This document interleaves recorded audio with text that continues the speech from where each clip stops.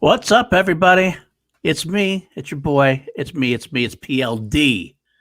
And I'm Richard Eric Jarvie. Welcome to Class Action, Paul. It's been a week. It has been a We week, took and a week off. I feel rusty as hell. I feel like I'm out of my groove. I'm not quite ready, but I didn't steal your line this time, so You didn't. You were I'll a be pro. I'll be happy about that. Let's just say that. That's right. It's been a week. So last week we took a week off because of my scheduling. My work was killing me. So the last time we were on was actually our live show with Brandon Hanna when we talked. Don't remind me of that episode. Yeah, you know, like that. I love that episode because Brandon was on and the topic we discussed. I did not enjoy being a deer in fucking headlights, getting like the worst stutter and sort of blank mind. I don't know what happened. Don't look that up, people. Don't look that up, though. Please tell me you don't have it. Well, that's embarrassing. It's like actually embarrassing, not like funny embarrassing, but like really hard to look at embarrassing. Actually, I feel bad. I feel like I failed you in a way because there's a couple of times where you did have that moment where you did definitely lose your plot there a little bit. I was like, should I come in and save him? But I kept thinking you were getting there, and I was like, it didn't quite. So kind of got like, well, let's move on from that.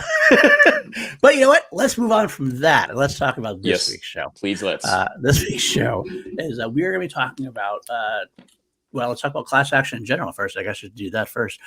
Class Action is a show where we put up two opposing views, option A, option B. We put them up against each other. We have 5 custom-made categories that we come up with to really determine which one is the ultimate victor. It's great to do. I love doing this A versus B, but it's always very surprising what ends up happening. Don't you think? It is, and it's a lot to do with the categories that we come up with, because every time we do custom categories, and they are not easy to come up with, let's say that, and sometimes this week, for example, I'll just say right now what my snap judgment is. I would say Indiana Jones will win it by a landslide, but I do like Back to the Future way more. So it's weird. It's so weird because jumping ahead of a time, or snap judgment is not supposed to be for another like half an hour or so. I know, but I feel like the discussion is there, and because the categories they can mess you up, man. I can. All right, well, that's interesting. You say. Since you just called an audible there, I'll throw my 2 cents in. I do think Indiana Jones wins, but I think it's a lot closer than you think it is. And I love both franchises, and I had a hard time looking over these categories, looking over the films in general. They're two very different kind of franchises. I remember when I announced this when I was on one of the Action Guys shows this weekend. They let me plug it. Even Drew was like, "That's interesting." It's not quite. Usually our things have they have something in common that you can really put into great. Star Wars or Star Trek, they're both like sci-fi epics or whatever. Or we do horror movies against each other, or do actors against each other. This is just two 80s legendary 80s franchises that really that's all they have in common. It's not like they're of the same vein, of the same thing. I mean, they're both genre films in a way. They're both big franchises, but as far as the actual comparisons, it makes it interesting to see it for me, what we're gonna come up with. But I don't know. What do you think about that? I feel like they differ a lot through substance, in substance, but as overall atmosphere and vibe, they are very similar. Well, I'll give you that. But as far as when you look at surface, what our usual shows are versus something like this, I think it's a little bit of a different. It's not something that you do immediately, because when you come up with something, usually we have something that's an immediate thing, like Star Wars, Star Trek. This is an immediate Indiana Jones, Back to the Future. It almost should be in a way Indiana Jones and the Mummy franchise or something possibly. That's there's a spirit, really spiritually together. I almost thought about doing that at some point. Maybe me too. I think it was Sen Live, right? They talked about the Mummy being a ripoff of Indiana Jones. It is, and I've talked about it for a long time. So I've actually considered maybe that'll be a show down the road. We'll see what happens with that. Although I think Indiana Jones will probably win that pretty easily. But that's just me again. But it will be a great. Sometimes it doesn't even matter who wins or loses. It's all about it's a good discussion.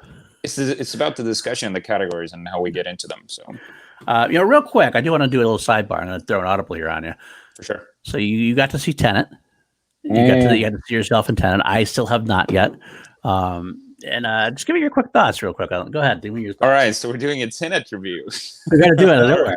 I've seen it twice now. All right. No, I'm all in. I've seen it twice now. The first time I saw the movie, I'll be totally honest, I was a little disappointed.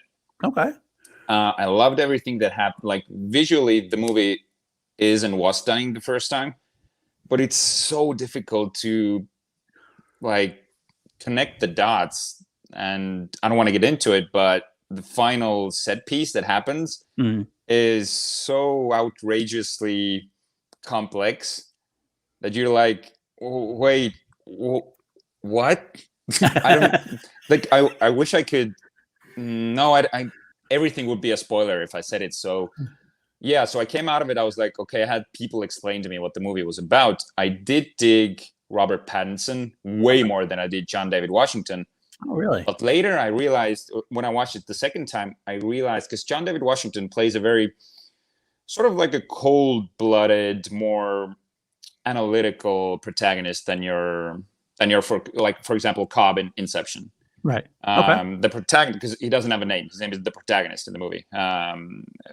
John David Washington's. He's very calculated. He does what needs to be done. He's sort of, and that the first time I saw him was like, wow, okay, he's not doing much acting wise. But the person I was watching it with was like, yeah, but that was the character. He was like super stern. He was cold blooded. That's what he was like, badass like that. And when I came around on that, I sort of started to appreciate the movie in a new way. And but Robert Pattinson is, for me, he's the star of the movie. Okay. He was so freaking great. It kind of reminded me of Leo and Brad Pitt and Once Upon a Time in Hollywood. There was some of that those kind of vibes vibe in there. Huh? All right. Yeah. I look forward to that, but Kenneth Branagh, unfortunately, was the worst part. Really? He should not be playing Russian villains. Like, that's the second time he does it. Back when he did, it was Jack Ryan. Jack Ryan, that's right. Shadow Recruit. And yeah, he's so over the top. He's just like yelling behind his table, drinking vodka, sort of like this very stereotypical Russian oligarch villain. It's funny you say that, because actually I've heard from a couple of people who have seen that he was their favorite part. I've heard that also, and I cannot understand that. It might be because we are so close, like Estonia is so close to Russia, the sort of Russian accent and everything comes into play here. Oh, maybe. Sort of that mentality. Maybe interesting. But a villain needs some part that's, that you can sympathize with or empathize with. There was nothing on that character side. There was absolutely nothing. He was just your insert villain. He's just evil. He needs to do evil things. There was nothing redeemable about him. That's interesting you say that too, though, because a lot of people have said, like some of the reviews I've read or some people I've talked to have said something to the effect of, you don't know whether he's a good guy or a bad guy overall. It's just like he is what he is. I mean, don't go into spoilers if you want to go. I'm not going to ask for spoilers on that, but like, that it was more. I get that, and the genius of Tenet is that there's so many stuff that you don't uncover during like actually watching the movie, but later you analyze things and you start to connect the things. There's a really cool theory about Robert Pattinson's character. I won't say anything about it, but I feel like it's true. It's been talked about extensively. But with Sator, the Kenneth Branagh villain, I think there's some stuff that you could make up from these theories, right? But I didn't really pay a lot of attention to them. Okay. But overall, now the second time, I freaking loved the movie. I gave it like an 8 out of 10 the first time, which is still good, but it wasn't I expected a 10 out of 10 movie. Right. Second time, I would give it a 9 out of 10. Okay, that's better. All right. Well, that's probably too much. I thank you for indulging us. A little sidebar and Indiana Jones versus Back to the Future, and we're talking about Tenet, but we're starved. And the music in Tenet was insanely good. We're starved for new films, so give us just a little bit of break. But let's move on now. We are talking about, like I said, we're talking about Indiana Jones, Adventure Has a Name, versus Back to the Future, the franchise. Oh, you mean Scott Pilgrim? That does look like Scott Pilgrim, doesn't it? Yeah, a lot like Scott Pilgrim. I love their alternate posters. As you know, we love our alternate posters here. These are two great 80s legendary franchises. I love both of them very much. I grew up on them. I'm an 80s kid. So these two are probably about beyond Star Wars. Star Wars was my biggest one, but discounting Star Wars, these are probably my favorite two trilogies of that time. I know Indiana Jones has the fourth movie now in 2008 or whatever, but I looked at it as the trilogies. They were my childhood. I dressed as Indiana Jones one year for Halloween. I dressed as Marty McFly one year for Halloween. Nice. I had them on VHS. I wore them out. I had all the copies. I remember my mom taking me to see Temple of Doom in the theaters. And I remember my mom taking me to see the original Back to the Future in theaters. So it's just, these are undeniably inputted on my brain. And when you went to see Casablanca in the theaters? I'm not quite that old. Okay, that's enough out of you. That's enough out of you. No old man jokes. I should ask Roka that. He might know. I'm this much younger enough. I'm just enough younger than him. That Actually, I'm an 80s kid as well. I was born 89 at the end of the year, so I can call myself an 80s kid. No, you can't. No, you really can't. But born in 89, dude. I'm an 80s kid. You wish. No, I'm kidding. But anyway, like I said, what we're going to do is we always do play our games before we get to our categories. That we have our 5 custom-made categories. We have a couple games we like to play. The first one we always like to play is my favorite game. What would Ed Harris play? Everybody knows. Sir. Everybody knows that Ed Harris is my favorite actor. If you don't know that by now, you definitely haven't watched me in anything. But I think he's my favorite actor of all time. I like that he always never mails it in. He always adds something to the role. I think Dan Merle actually said it on a show he was on, that he said that he's always that kind of, he gives film legitimacy. If you just put him in the role, you automatically legitimize your film. It's that kind of actor. And I love it. So what we do is we try to plug him into the franchise somewhere. We can either recast him in a role, or we can get more creative and write a new role and change the storyline a little bit. And that might be sacrilegious to some, but you know what? It's just in our heads for a couple of minutes. So what the hell? Dude, I recast Ed Harris's Shatner last week. So and the funny part, I didn't even realize that I was doing it. I'm like, yeah, sure, because Leonard Nimoy, you gotta have Kirk in there. And then Brandon goes, what about Shatner? I'm like, well, let's see if you can embarrass yourself again then. How about it? Why don't we go you first for, let's try Indiana Jones. You and Indiana Jones.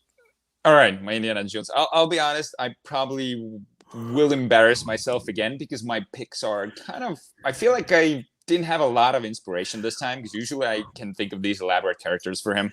Right. But this time, so I put him in Raiders, and I was circling the idea of, Belloc or something, but I wouldn't want to recast Belloc. I feel like he's doing an awesome job. And now I would put Ed Harris as Belloc's right-hand man, sort of his lieutenant.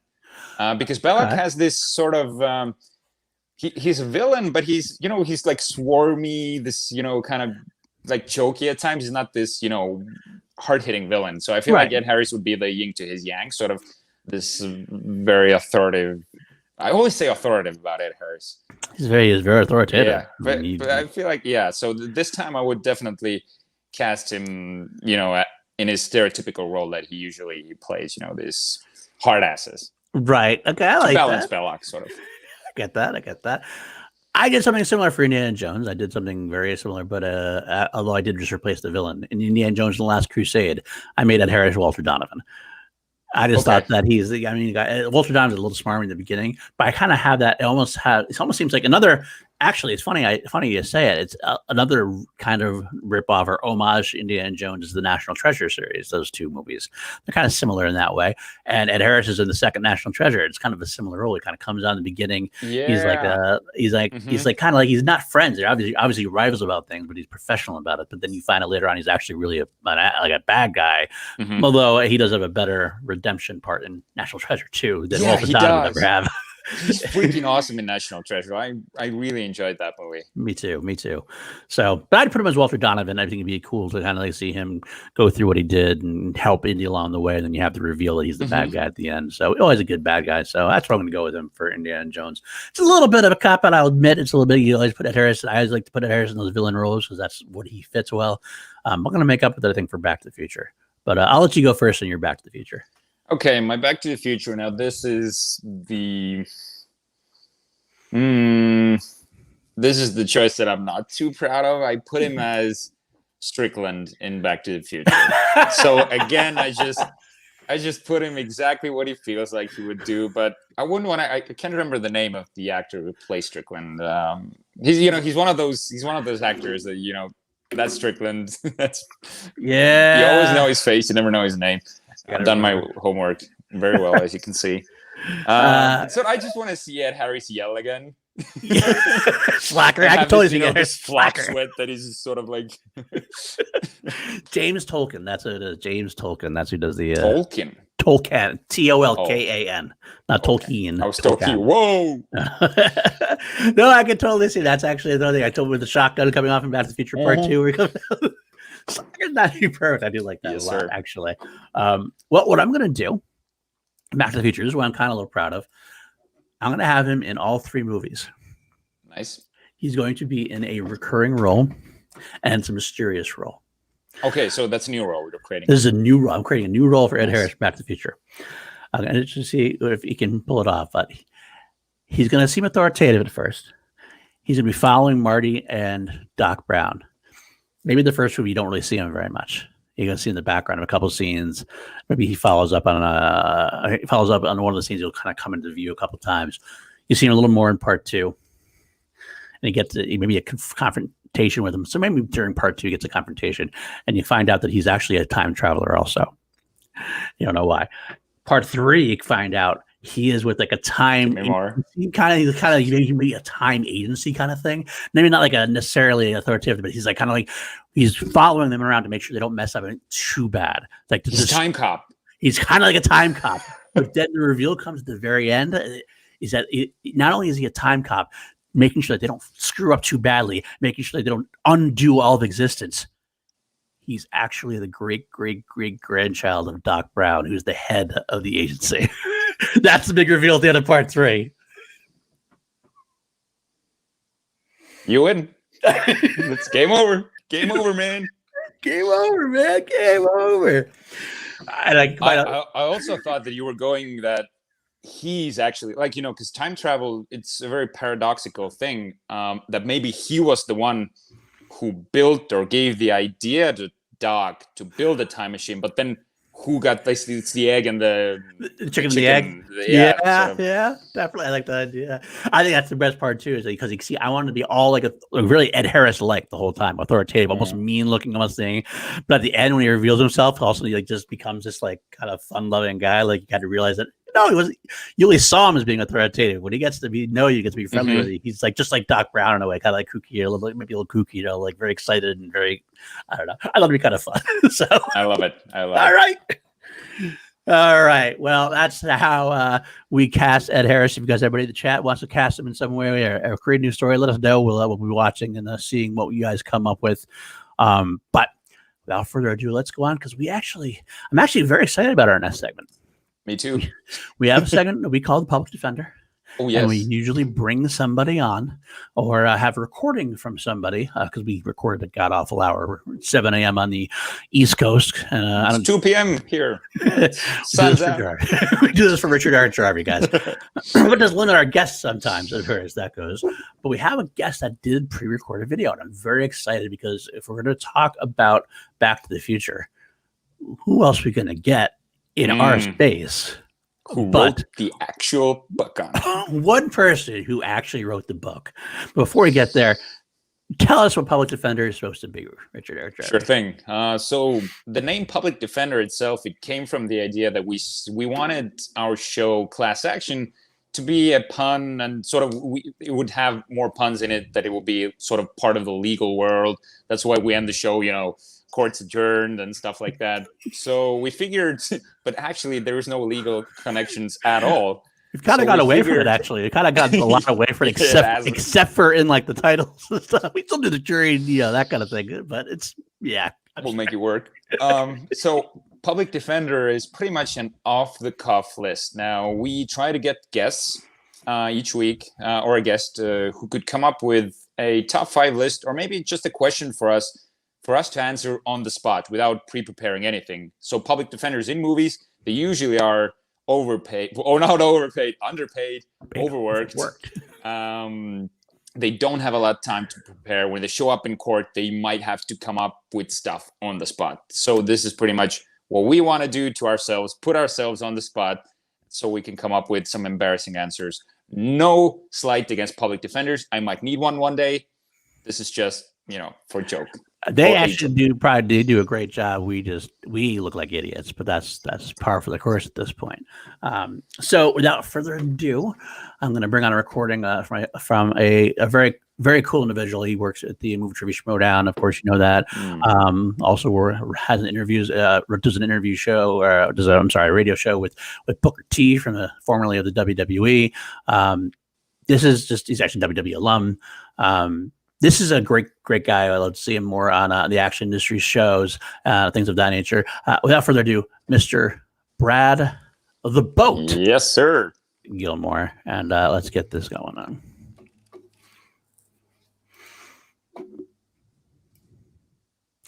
Ladies and gentlemen, my name is Brad Gilmore, but you might know me by another name. You might know me as The Boat. Hashtag best of all time, hashtag Brad's Prince True, hashtag boat life, hashtag I'm on a boat. And I'm here. I'm here for one reason. You're talking Indiana Jones. You're talking Back to the Future. Trying to figure out which one is better. Well, here's my question to you all. As the author of Back from the Future, a celebration of the greatest time travel story ever told, here's my question to you. Between Indiana Jones and Back to the Future, we saw many different time periods of the past. You saw the 1880s, you saw the 1950s, you saw the 1920s, so on and so forth. My question, which film depicted its period the best? Was it Indiana Jones or was it Back to the Future? Who had the better version of the past, the better looking, the better feeling? Which one felt more real? That's what The Boat has for y'all. I'm interested to see what it's like. Just like I'm interested for you all to buy my book, Back from the Future, Celebration of the Greatest Time Travel Story Ever Told. Yeah. That was awesome. That is great. That is great. Thank you very much, Brad. The link Thank you, Brad. to buy his book is going to be in the description. So go buy the book. I actually have bought the book. I read it. It is a wonderful read, very informative. And also, just so I know, I say Booker T formerly of WWE. I meant he's an alum of the WWE. They still work and everything else. But yeah, Brad is great. I also want to say, Brad, I also want to support him. And they just announced he's going to have a show on SEN Live with Jen Sturger on Thursdays. It's called Coming Up Soon. I believe it's Coming Up Soon. It's going to be a great Schmodown centric show, and they've been doing great work together, doing previews for the pay-per-views every Monday before the pay-per-view. They'd have this big preview special. They were great together, and of course, you can also find Brad Gilmore on the Rundown with Frank Janish on Saturdays as well. Wonderful host. So we're lucky to have that. Thank you again, Brad. I'm just talking so I can stall because I'm trying to figure out what I'm going to do with this question. But sidebar. Go ahead. I have a proposition for you. Now, his question sounded a lot like a category. So what do you say we turn this into an off-the-cuff category, a sixth one, or maybe we swap out the fifth one? Okay. Or do you want to just add one more? I'm just going to add the one more because I think that this could be like we can actually use this later on if we end up being tied. We'll use this exactly, and we'll do it anyway, even if we need it or don't. All right. It's good though. I will. You want to start? Or you want me to start? Do you want to start on that category?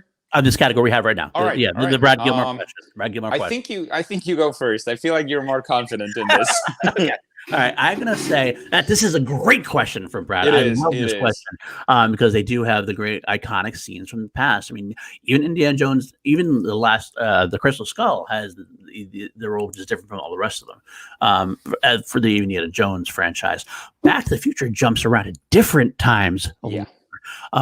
But I have to say my initial instinct says it's got to be Back to the Future. And here's why. They're so good at what they do for each different time zone. And I feel like the 50s that they did is so perfectly legitimate into 1955 that I really feel like I'm there. Like my mom has told me stories about growing up in the 50s. And I really felt like when he walks around, and she said it too, when he walks around that first time, he sees like, you hear the Mr. Sandman song and you're seeing all the different, like the gas station with the guys filling up the gas. You go into Lou's Cafe and you're seeing these like, everything seems so legitimately real. Whereas Indiana Jones is great, but it doesn't seem like I don't know. Not that they cared to paint the detail, but it wasn't as important to paint the detail. Indiana Jones almost seems like it could be, if you take away the fact that it's Nazis, or take away the fact that the times you hear about, the look itself is just kind of early 19th century look, nothing more specific about it. I think Back to the Future is a little more specific with its time frames, with its visualization of the time zones, just like the West, and also into the future, which is obviously you can't depict that as something we knew about it at that time. But it seems more carefully coordinated and more cared about than Indiana Jones in a way, as far as depicting its time, if that makes sense to you. That's so weird, because I'm like completely on the other side of the spectrum. Wow. Not in a bad way at all. I feel like, were you done though? I don't want to. Yeah, no, go ahead. No, okay, because I feel like Back to the Future, with all its time periods, it feels very much like it doesn't feel real at all to me, and that's not a bad thing. It feels very campy, sort of. It feels like a stage that is set. I feel like I'm on a movie set, not watching the actual era. As in Indiana Jones, they travel all over the world. There's different set pieces. They're in the nature a lot as well.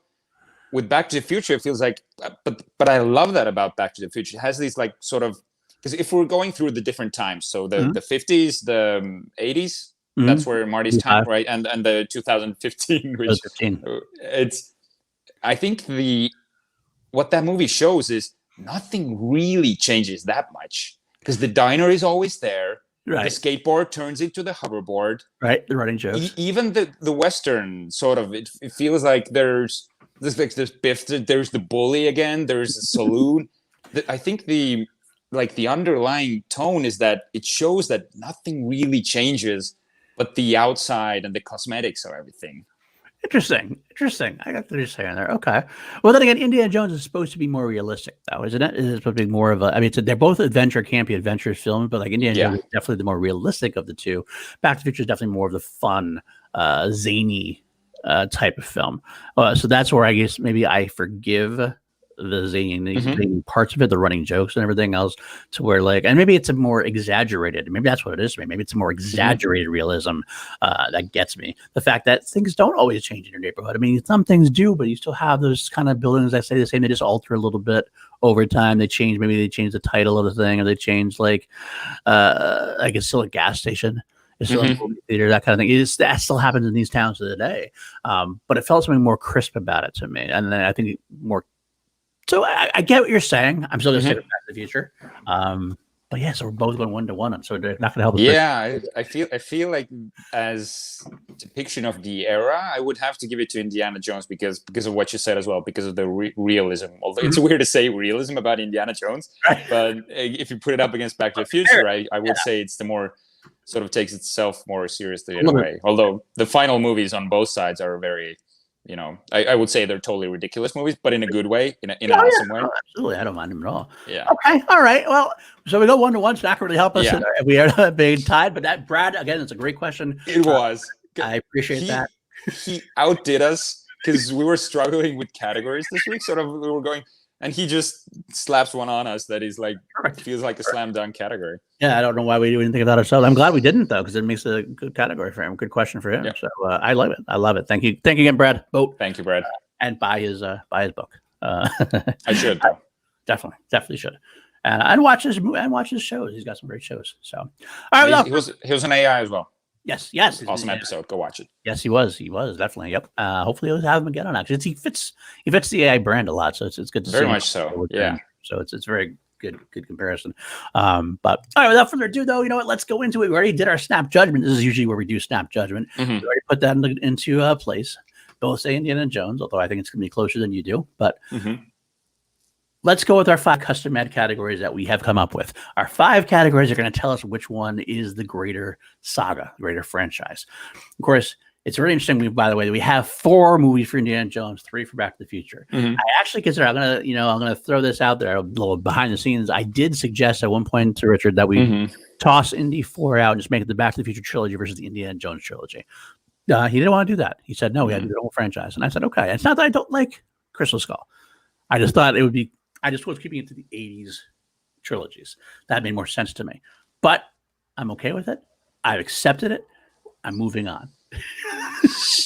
So without further ado, 5 categories that we have. Number 1, the better protagonist, the better hero. Indiana Jones versus Marty McFly. Harrison Ford versus Alex P. He does about to say Michael J. Fox. two of the most iconic 80s actors we've had. Yeah. In all time. So that's a really big slam dunk first one to go into. Second one we got better, worst movie. Yeah. It was weird to say it, right? We're gonna say better, worst. I mean, obviously we have trilogies, we have sagas. They can't all be the best, so they be so. But sometimes a saga is built on which is what least movie is the better film, so it makes it a better franchise overall. I don't know if we picked the same ones or not. I'm interested to see because we both kind of went away and just almost like, is it assumed that it is? I don't know. We'll have to see, but we'll go from there. Number 3, better score / soundtrack. I kind of threw this on Jarvie. I had this on Jarvie last minute. It was originally just better score, but I had to figure out, I had to talk a little bit about some of the music that's not Alan Silvestri's score, because it makes part of the iconicness of Back to the Future is some of the music they do have in there and scenes in there for including music. So I want to include those as well. Finally, 4, better potential sequels. Where does this franchise go? Obviously, Indiana Jones has Indiana Jones 5 actually being made. Back to the Future is nothing in that realm at this point. They've kind of hinted at maybe rebooting it once or twice, but it never quite gets off the ground, and probably for the best, but we'll talk about that. But I love this category. I always love this category. This is my favorite category. So I love speculating about futures of franchises that I love. And finally, number 5, we went with more iconic items. Both franchises have these items that you kind of like, you throw them against the wall. Like if it's on the Smithsonian, you see these couple items on here. We'll talk about them. You're like, oh, yep, Indiana Jones. Yep, Back to the Future. And which one is more iconic, though? We're going to find out right now. Well, later on, because that's number 5. We're going to go back to number 1, first of all. So let's just get right into it. The better protagonist, Indiana Jones, Marty McFly, Harrison Ford, Michael J. Fox. This breaks my heart. I'm going to let you start. That I have to pick one. It does. I love both of them so much. So tough. Like, because you said it before when we talked about Indiana Jones a bit. I'm not a big Indy guy. I've seen the movies and I appreciate the movies, but I'm not like Han Solo. Like Indy is not on the same level at all for me as Han Solo is. Which is weird because Indiana Jones actually won our face-off with Han Solo versus Indiana Jones. But I just can't shake how freaking phenomenal Harrison Ford is as Indiana Jones. Now, I think I'm still undecided, but because Marty McFly, like Michael J. Fox is Marty McFly for sure. Harrison Ford, you could say his top 3 are Han Solo, Indiana Jones, and maybe even Jack Ryan, right? Could be, maybe even the future. Marty McFly is Michael J. Fox, and Michael J. Fox is Marty McFly. I would argue, well, I don't know. But if I had to, like, how I'm trying to decide, if I had to think of a recast, like, who would I have easier time to recast? Just someone. It doesn't have to be a specific person. I think it would be easier to recast Marty McFly. I feel so bad. Because Harrison Ford is there's no one else. I can't recast him. Right. It's undoable. I have to give this to Harrison Ford with a shattered heart. Shattered hearts, broken a million places, hot takes all over. Hot takes, Jarvie, coming out to play again. But in this case, it's actually I don't know if it is much of a hot take. I will say that I could argue that Michael J. Fox has Alex P. Keaton from Family Ties, a TV series, which is just an iconic role for him. I can see him also as Teen Wolf. He also had the role in Spin City. A lot of TV shows he did. Although I would agree that Marty McFly is probably his number 1. And probably definitely is number 1, to be honest with you. But the recasting thing you brought up is very interesting to me. It's very intriguing because would you recast Marty McFly or could you continue the adventures without him? That's kind of a sequel question. But I do agree that if I had to recast somebody, I probably would choose again with broken heart to recast Marty McFly because I feel like the way I look at it, Indiana Jones versus Back to the Future. Indiana Jones is the title of the franchise. It is the focus of the thing. There's nothing without Indiana Jones. Back to the Future still has Doc Brown. Yeah, that's true. And that kind of thing. And so it's still not quite just Marty McFly's movie. Marty's a fun-loving guy. He's a cool kid, you root for him. You relate to him a little bit, enough anyway. If you're not, you weren't the cool kid in the '80s, just still kind of like he's like the cool kid that might let you hang out with him in a way. But the funny thing is, when you look at him now, he's like, is he really that cool of a kid? You don't know for sure, but he comes off pretty cool. He comes off, yeah, he does. But you like him a lot. But damn, you want to be Indiana Jones, right?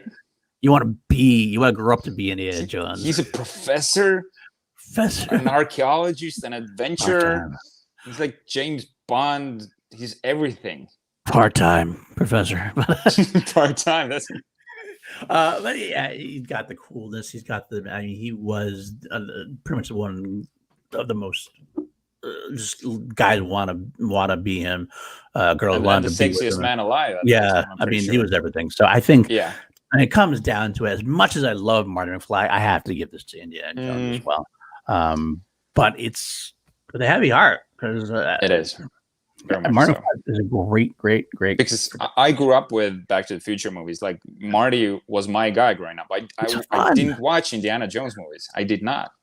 But I still gotta give it to Harrison. He's so fun. Marty McFly is so much fun. He has the skateboarding, guitar playing.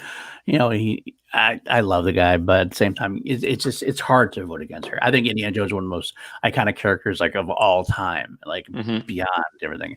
I'm trying to say that Indiana Jones, the character is iconic, whereas Back to the Future is iconic. Marty McFly is a little bit underneath. Makes sense. Yeah, so for sure. All right. Well, that's the first category down. Let's get into our second category, the better, worst movie of the saga. I'm curious if we pick the same one because sometimes you blow me away with your hot takes so often I don't know where to go. What is your worst Indiana Jones movie? It's Kingdom of the Crystal Skull. Okay, that's the accepted one. That's the accepted one. Like, please don't. If it was anything else, I would have been very disappointed. And this is coming from someone who actually does defend Crystal Skull. I'm a defender of it. I think it's a fine movie. It's not nearly as bad as it gets hyped out to be. There's a couple of segments in there that completely agree. There's a couple of segments in there that I get why people hate. The fridge moment. The fridge moment. The swing vines, like Shia LaBeouf, like swinging through the jungle and like, it's so awful. Some of the events are so awful, but they're all like little moments. The rest of the surrounding film is actually a lot of fun, great pulpy adventure, and it fits the character. But that's an argument for a different day. We can go into this for a million reasons. I know people in the chat are always yelling at me right now, saying, "God, this is an awful movie." But either way, we're actually technically agreeing with you guys in the chat at this point because it is the worst Indiana Jones film. I'm not going to say otherwise, so I'm okay with that. So that's my choice as well. What about Back to the Future for you? What's your worst one? The third one. I agree with you there too, which is funny because commercially would agree with us. Most response actually puts Back to the Future second too as the worst film. Now, to me, I always thought 3 was the reason why 3 to me was a step down was because it felt a little tired by that point. Like it was the same recycled. Like when you recycled the gags in part 2, it was funny, iconic, and almost quirky. Like because you were seeing the film again from a different perspective. Like when he travels back to 1955 again, you get to see different sides of it. And the fact that the gags that were repeating was kind of like, it's kind of funny. I like the repeating gag. But by the time the third one came up, it was kind of like a little bit like there's a question like, well, why does Marty McFly's ancestor marrying someone who's just like his mother? Like it's just like it doesn't start making sense anymore. No. And like some of the running gags kind of like, okay, yeah, we see this like 3 times now. And I get okay, so now we're gonna see the 1880s version of this gag. And like it's like, okay, we've seen it twice now. And the third time it's like, it's a little less funny. So as much as I still love Back to the Future 3, don't get me wrong, I still have a lot of fun with that. I still think it's a great story. It's a fitting ending to the trilogy. It's definitely for me the worst of the movies. I love the future. I love seeing the future. So that definitely, all the different cool things in the future help sell beyond being part 2 being. But there's actually a time when I was younger, talking about hot takes, I actually liked 2 better at one point. Yes, I was trying to get to that. Me too. Honestly, me too. Second was my favorite for a while. I think it was when I was 20. I was like, okay, the first one, wow, whoa. How did I like the second one better? I think what it was I saw one more than any other ones. Like one was always the one I watched the most. I think what it was like I watched that one so much so that Back to the Future Part 2 for me was I'm getting the characters I love and it's not quite as, I don't want to say tired. It's not quite as like, it's a little newer. It's a little fresher for me. I think that's why I was like, oh, I can watch part 2 because I haven't seen that one as much. But let's face it, part 1 is definitely the best of the trilogy. It is. Yeah, by far. And you said it as well, that the future stuff is so cool. Like when the first time goes, like the shark, the Jaws moment, and seeing the flying cars, the clothes, the self-drying clothes, lace up sneakers. I love all of that stuff. I love all of it. The cooking thing where they put the thing in the oven and it right comes out. It was like not energize. I forget what it is now. What's the word? Damn it! I had it. Dehydrate, like some other hydration or something. Hydrate on level something. Hydrate. Yeah. So I don't know. Either way. All right. So now we have it on our show. We have it. We're basically both saying Kingdom of the Crystal Skull versus Back to the Future Part 3. That's right. I'm going to say that I think a lot of people in the chat are going to tell you right now there's no contest. That Back to the Future Part 3 has got to be a lot better than Kingdom of the Crystal Skull. And I happen to agree with them. Yeah, me too. Me too, but not as much as the chat would think. Right, I agree. I think that, again, because we already defended Kingdom of the Crystal Skull, I defended that movie for a bit, and I still defend that movie. Back to the Future 3 still feels a part of the trilogy, whereas Kingdom of the Crystal Skull definitely feels like the next generation of Indy, because Indy's a lot older at that point. I think it has to do with a little bit of a detachment of the franchise. There's a lot of similar stuff. You still got the same iconic scores, get the same, get the silhouette. There's still moments of that, but at the same time, it's easier to see Indy as like an older man. So it seems a little bit more detached. Whereas Part 3, even though their cyclic gags are a little bit tired at that point, it still fits with the rest of the thing as like a cohesive whole. If that makes sense. Absolutely. Yeah, that's probably why you wanted to do the trilogies versus the trilogy. You wanted to keep out Kingdom of the Crystal Skull, because the 3 movies are a whole, and Back to the Future 3. I think they wanted to make a 4th one. They did. There was talked about for a while. There's some talk about it. Mm-hmm. There was technically a sequel they did as a game, like an amusement park ride. It's actually in Brad's book. There's actually, if you can find, I have never seen it. There's actually footage you can find online. It's like there's actually a story, a Back to the Future storyline in that. It's almost a Back to the Future 4, basically, for what it's worth. I'd like to actually watch it at some point. But yeah, that's what I wanted to do. I think that's one of the main reasons I wanted to just do the trilogies, is because the better was for this particular category. And just out of curiosity, if you had to have picked just Indy 1, 2, or 3, which one would you put which would you put up against 3? Temple of Doom. Yeah. Me too. And I love Temple of Doom. Temple of Doom was actually my favorite Indiana Jones movie when I was a kid. The 3 that came up. Now it's my least favorite. And I think it has to do with like that. It's a goofy adventure. There's definitely a lot of cheesiness to it, but it's something that for whatever reason, it just totally got to me as a kid. I love like the whole sequence with the when Willie has to save them from the room with the spice coming down. And it's like one of my favorite Indiana Jones moments of all time. With that whole, he says, "We are going to die." That whole thing. I still love Temple Doom, and the whole bridge sequence is one of my favorites too. Oh, hang on, we're going for a ride. Oh my god!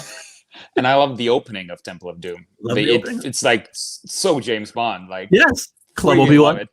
Yeah, Club Obi-Wan. Yeah, geez, I totally forgot about that. I'm interested that you say that. Now we both said that. If we had taken Crystal Skull out, I would have voted for Temple of Doom over Back to the Future 3. Probably me too, but I feel like I don't know. It feels like you would be giving an unfair advantage, because if there was a 4th movie in Back to the Future, we would definitely include it. And if there was only 3 Indiana Jones movies and 4 Back to the Future movies, I would still put them all against each other. I feel like it should be fair like that. Oh, no, I get it. I'm just. Would you have put Temple of Doom over? Yeah, probably would have. Okay. All right. You know what? Indiana Jones made that 4th movie, and it's in this case, it's its own downfall. I would definitely put Back to the Future 3 over Crystal Skull. I would have put Temple of Doom over 3. But either way, let's move on. I didn't actually get to talk about my arguments why I pick Back to the Future 3, but I'll just quickly say something that I wanted to bring out. I enjoy Kingdom of the Crystal Skull quite a lot, and I actually like the alien sort of storyline in there. People probably hate it. I thought it was a very cool thing to go into. But I think why most people don't like it, it's because Spielberg tried to use modern day technology, like movie making technology, but throw it all back into the 80s style, this very campy style. So you have like new cinema doing old cinema, sort of, because and the technology and the vibe didn't sync up, which I actually enjoyed because I thought it was like a cool throwback by Steven Spielberg. Sort of, he says how much he loved the era, and sort of that's why everything felt so campy and out of place at times. But I think that's the franchise. You got to make it campy like that. I get it. And I actually like Kate Blanchett's Russian accent. It is a pretty good accent, I'll be honest. And she says some Russian words because in Estonia there's a lot of Russian speakers. I speak a little Russian, so I can tell that she worked hard on that, which is funny because most people hate her in that role. They actually hate her accent specifically. They say she goes in and out. I'm very interested to hear you say that. That's very interesting to me. I love Kate Blanchett, everything she's done, so it didn't bother me at all. I also love Ray Winstone as that Mac. I like Mac. Yeah. Great character. He's a great character. Shia LaBeouf, though, that's where it all goes wrong for me. I love Shia. I love Shia more now. That wasn't it. That was like sort of the Transformers stuff that he did there, and I actually quite enjoyed the Transformers stuff, but that was like off the deep end. I'm glad that Shia is back in action, though. But I'm glad that I'm glad the end of Crystal Skull did not make him be the successor. It's Indy's son. Whatever. I wonder if he's going to be in Indy 5. I kind of wonder about that, but I guess we'll have to find that out later on. Probably won't. But the reason why I pick Part 3 over Kingdom of Crystal Skull is I do love the Doc story. That this movie was about Doc. Yeah. Marty was the character trying to save him, but Doc had the love story. He was the main focus of, because otherwise it felt like it was Marty's story. He was like completely focused on Doc. So I guess he's one of the greatest characters ever. So. One of the great duos of all time. So for sure. So yeah. All right, let's move it on. We're kind of running a little low on time. Score and soundtrack. Score and soundtrack. Alan Silvestri, plus a little bit of Huey Lewis and a little bit of Marty McFly doing Sam versus the GOAT. We had the boat on. Now we're talking about the GOAT, not Hans Zimmer. We're talking about the GOAT, John Williams, the greatest of all time, John Williams. John Williams. All right, I've heard the name. I got heard the name. I will say that I love Alan Silvestri. I love him a lot. I love him quite a bit. I love his score in Back to the Future. I think it's a great score. I think there's some great moments, especially there's one of the more memorable, some of the most memorable moments in score history. That twinkle sound comes in Ready Player One, comes in a lot of movies. You hear it all the time. And the action sequences are very well. There's a great pulse and a great rhythm to them. And there's great songs. Marty McFly singing Johnny Be Good is one of the greatest moments in the movie. Huey Lewis is back in time. And Power Get to the butt already. But it's fucking John Williams. Indiana Jones is if Indiana Jones was somebody else's score, that would be their best score in the history of mankind. The reason Indiana Jones isn't John Williams' best score is because he has Star Wars, Superman, Jaws. Like there's so many other iconic scores in his timeline. This is just another iconic score he's throwing out there. And anybody else would die to have this kind of story. I'm going to say it. Alan Silvestri would love to have this Indiana Jones score. So I'm going to have to say Indiana Jones by far. And I love Alan Silvestri's score for Back to the Future. So that's me breaking my heart to say that. But it's John fucking Williams. I yield. Yield my time. So I'll start off with talking about break my heart. John Williams. Indiana Jones has a great score. It really does. I love the theme. That's the sing along every time. But then there's Alan Silvestri with his Back to the Future score. Actually, I'll be okay. I'll drop the act. If I had to pick the better melody, the more catchy melody, I would give it to Indiana Jones for sure. I don't know what it's like, and also Indiana Jones probably has way more tracks on the score as well. Like the Back to the Future, it's the only main theme that you know. With Indiana Jones, it's like a whole big like track, full lots of tracks. Pretty much what I want to say. Yeah. I can't get around, and this is where I'll admit that I'm basing this on nostalgia quite a lot. the main theme score that comes on in Back to the Future, it's so much grander. The orchestral feeling, how it's played, like Indiana Jones do do do do do do do, but you can sense that there was like a whole orchestra that everyone played together, where the Back to the Future, like the main theme, is on, so that it feels grander and bigger. And for me, it invokes all the feels, and it brings me back to my childhood. And I'll admit, I'm basing this a little bit on my childhood memories. I do agree. I'll give you that much. I know I've been joking around that Hans Zimmer is the GOAT. John Williams is the GOAT, for sure. Like, Hans Zimmer is my number one, but John Williams is the GOAT. I feel like Alan Silvestri's greatest score is Back to the Future. John Williams' greatest score is Star Wars. I gotta give props to Back to the Future here. All right. You're killing me here. You're killing me again. I know. Breaking my heart. Hot takes Jarvie. I'm gonna put your name to that from now on. Just hot takes Jarvie. I can't do no more. All right. Well, let's move on then before I start stumbling over my words because I'm so heartbroken. Potential sequels. Indiana Jones versus Marty McFly versus Back to the Future as far as future stories go. Mm-hmm. I will say that they both have potential for great stories. Right. But Indiana Jones is more of an anthology series, obviously. Is not Indiana Jones is the connection piece. He is the pivot piece. There's nothing else. It's all about his adventures. So you could do anything you want with that story. It's also about just finding a MacGuffin and finding a fun tale, plug it in, you get a sequel. Back to the Future would take a lot more. Obviously, especially, Harrison Ford could still be Indiana Jones, not for too much longer, but at least for one more film. Obviously, Michael J. Fox is not in a great shape to play Marty McFly anymore. He couldn't do it.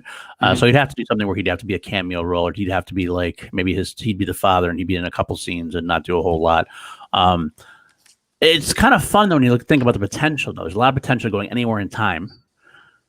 You get involved with the kids, like Doc Brown's kids, Michael J. Fox, Marty McFly's kids. You could do a lot with that, but it does feel like the way they're going. It's almost like it's cursed. It's cursed itself by doing the running gags for 1, 2, and 3. That's become part of the charm of Back to the Future. So you almost would have to include those to be considered connected to that in a way. And in a way, it's going to run itself into the ground by keeping to doing that. But you can't not do that. It's kind of like that, because if you don't do it, it doesn't feel right as far as the saga goes. So that's part of the charm. So I feel like it's got only potential to go downhill. It'd be great. Like Back to the Future 4 right now could get away with that and you'd feel fresh again, because it's like, yes, we're going back to those great gags and everything else. Whereas Indy, you have unlimited potential, I think, because you can do almost anywhere. The only unlimited you have is the fact that it's all going to take place in a certain time frame. So time, you have Back to the Future because you can go anywhere, anytime.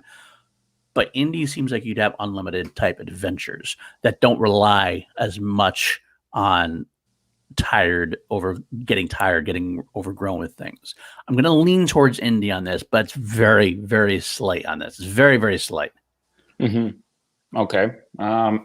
You stumbled upon some of these same ideas that I was thinking of, and I think Back to the Future has like the Star Trek thing about it, that it has like a reboot built into it already, or the sequel, because exactly you can have a new cast, you can have the offsprings of Marty McFly pretty much, but you can visit the older movies, sort of like they did in Endgame as well. You can put your characters, sort of put the new in with the old. You can do anything with time travel. There's a reboot built into it. But I think the 4th movie of Indiana Jones comes into play here. I feel like it deserves another one. It deserves a sequel. They try to, pass the torch to Shia. That didn't work. They're bringing back Harrison Ford now. There has to be. I'm not sure what they want to do with the 5th one, though. Do they want to rebuild the franchise or just send him off to the sunset with this last one? I don't know. I haven't really heard much about it. So I agree with you. I feel like Back to the Future has more options. It can do more, but I want to see. If I had to pick, I would rather see an Indiana Jones sequel. I would even go as far as, I know this has been talked to death about, like that Chris Pratt should take over. I feel like Chris Pratt is talked about a lot for a reason. I feel like there's no one really can be Harrison Ford, but if we had to pick someone, I feel like Chris Pratt has he has that something about him, that humor, that sort of charm. Yeah, I get that. So I feel like Indiana Jones deserves a sequel. Back to the Future doesn't really need one. And that's actually, I will just touch base real quick. I agree that's something I was trying to say at one point, but couldn't quite wrap my tongue around it, so to speak. Back to the Future is a finished story almost. I feel like it was a finished enough story that they lived happily ever after.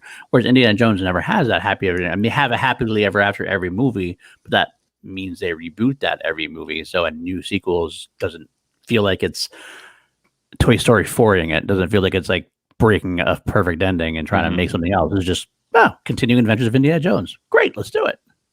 It's not a sacred thing that you're breaking. Where Back to the Future 3 is more sacred of an ending. So I get that. So I do. All right. So we're both saying Indy for that then. I'm going Indy. Okay. I like that. I like that. That's good. That's perfectly fine for me. Although I wouldn't mind seeing a Back to the Future storyline continue somehow, maybe just revisiting it somehow. I wouldn't mind a bit. I wouldn't mind a bit. I don't know. There's that's the old man in me, sort of like, don't ruin that. Don't touch it. No, and again, when I say that I don't mind, I should give the caveat. It's not that I don't mind. I'd be interested in seeing what someone came up with to see if it worked in a way. But I agree, it would be a little tough, especially in that case. But let's just say how they did it. But all right, let's move on to the iconic items. We got the iconic items that are both, you put them up on the wall at Smithsonian. That's Indiana Jones. That's Back to the Future. The items we talked about, with Indiana Jones, you got the fedora, the hat, and you got the whip. You see the silhouette of Indiana Jones, you got it. You're going to have the hat. I mean, even that poster we showed you earlier. There's the hat right there. I mean, it's the whip hanging on the side. It's always the same iconic look. Everything else. Back to the Future, you got the DeLorean, and you got probably the hoverboard. Even though hoverboard wasn't in the first film, it's always the most talked about. Skateboard, hoverboard. Yeah. Skateboard part from the first part where he uses the skateboard a lot, of course, in both the 80s and in the 50s when he makes the new skateboard or whatever by breaking off the thing or whatever. So the board basically is that. But the hoverboard is always definitely, I mean, it's an item that was so the difference is I'll get right into it. The interesting part about this, the hoverboard was so iconic, so big that they actually made a hoverboard because I've heard about that. Like this is the thing, they're actually making an item. That's such a big deal that they made an item. Whereas the DeLorean, they also made the self-lacing futuristic Nike sneakers. They cost like freaking $5,000 or something, but they made that. That's inspiring. I mean, that shows you how much the film inspired people to do. They want that kind of stuff. Like, I love it. So that, to me, that's got to be a definition of iconic when you're making real life things because of it. But at the same time, the DeLorean is a car. It's a great car. Did you know about the DeLorean before Back to the Future? No, but I was a kid though. I was also 8, 9. Okay. I've heard like I anyone though? I don't know. That's a good question. But you could sell DeLorean today. I mean, I guess you have to say the specific DeLorean with the cool features and the time circuits and the flux capacitor. That's definitely an iconic. Those are all iconic parts of the DeLorean. I get that, but almost makes it a little bit too complex of an item to be iconic in a way, if that makes sense. Indiana Jones, you look at that, like I said before, you look at the silhouette, the hat and the whip together. In that order, you have the hat up here. It's simple. You don't even have to have Indiana Jones there. You could just have a hat and a whip here. You know exactly what you're talking about. I think, and they're so simple. There's exactly what you said. They're so simple that you can't not know what it is. You don't have to worry about it as much as far as like whether if you put a car up on the thing, if it's a DeLorean, you put a skateboard up there. It's not quite as saying that's Back to the Future. That's Indiana Jones is much more. The hat and whip are that much Indiana Jones and that much more iconic to me. So I'm gonna have to go with Indy. I think barely though, barely. Yeah, I think you kind of downplayed the DeLorean. Maybe, but I do agree. It's simple. Like the hat and the whip. It's so simple, and yet it tells you everything about it. Like a car feels like a big thing, but what Back to the Future did for the DeLorean is something I don't know if we we've ever come so close to a car being part of a franchise. I think it might have been like Michael Knight with his, Trans Am.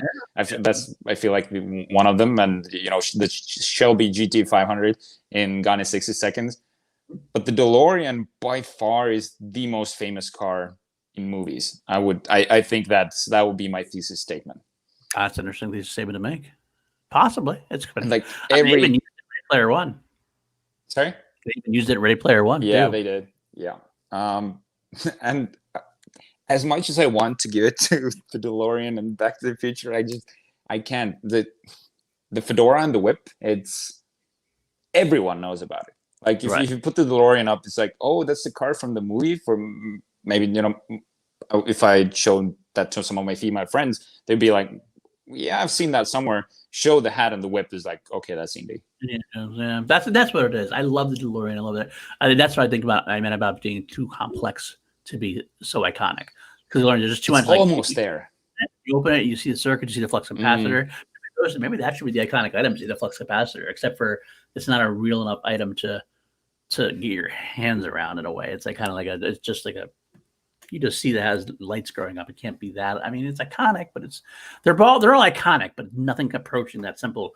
Bam, there it is, hat and whip. I almost wanted.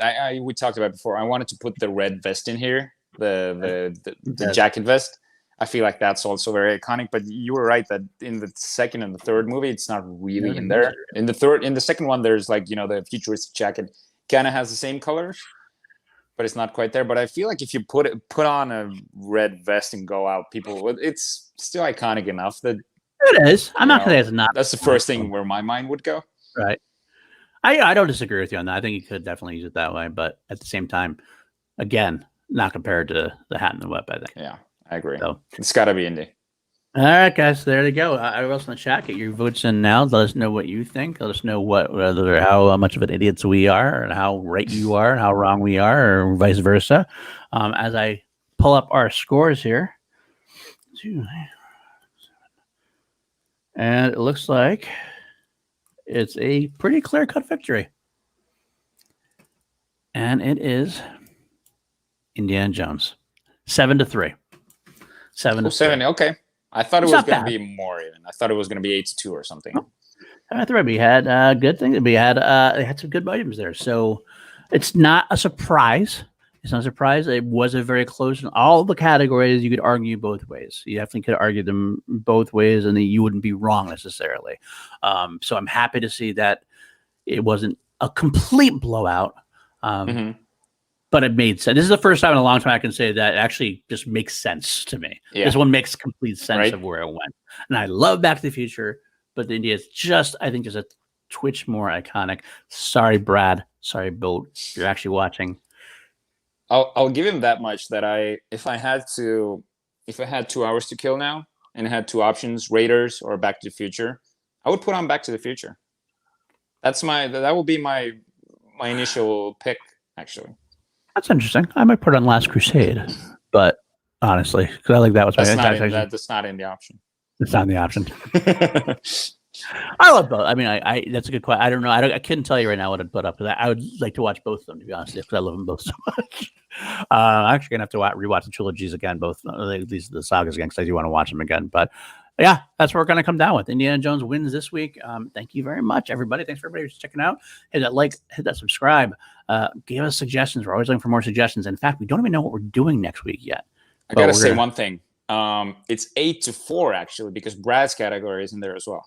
Actually, we're gonna use Brad's category in there. That's true. Yeah. It's 8-4. We're both doing back and forth. So we'll go 8-4. That's what we'll say the final is, 8-4. So yeah, leave us comments. Leave us know what you want to see us debate next or fight next. We love doing these. We're always looking for more topics. We're not sure what we're doing next week yet, but it should be the same day, should be the same time. We're also going to work on our next live event, live show that we do. We do like once a month or so. So working on that as well. Charlie, where can the folks find you? You can find me on Facebook and Instagram at Richard Eric with a K Jarvie, and here weekly on Class Action with PLD. That's me. It's me. It's PLD. You can find me on Twitter at Paul_Denuzio, Facebook Paul Denuzio. You can find me on Call to Action for the Movie Trivia Schmodown After Show, where I do Chilled Action on Sunday nights now. Just had a great episode with Dan Merle and Mara Kanabik. That was a lot of fun. Got another one coming up. I'm not going to announce yet. We're not quite sure yet. I've got a couple more in the works. And I also did open my PLD Projects YouTube channel. I've been talking about V, the sci-fi show of the 80s. And I'm going to be working on, as soon as like the Schmodown tournament slows down a little bit, I get a chance to breathe. I get some thumbnails from Jake Yakavetta, my boy. I'll get into the Harris-Dance and I break down all that stuff. And Richard Eric Jarvie and I were just talking about doing something else there. Maybe, I don't know. We'll talk about something. Yep. We'll see. Maybe show. Something's Maybe. cooking. Maybe. We'll see what happens. We'll smell what we're cooking soon, hopefully. So, without further ado, thank you, Ben and Andrew, for letting us be on your channel. As always, the home of Action Industries, Ben Bateman, Andrew Guy. We are always team action here on Class Action and on Action Industries. Go watch their shows as well. They have shows every Friday, Action Unfiltered, Film Food on Saturdays, and Sunday they have the Action Guys. Great stuff all of them about. So, but that's it for now, guys. We love you. We salute you. And of course, the court is adjourned.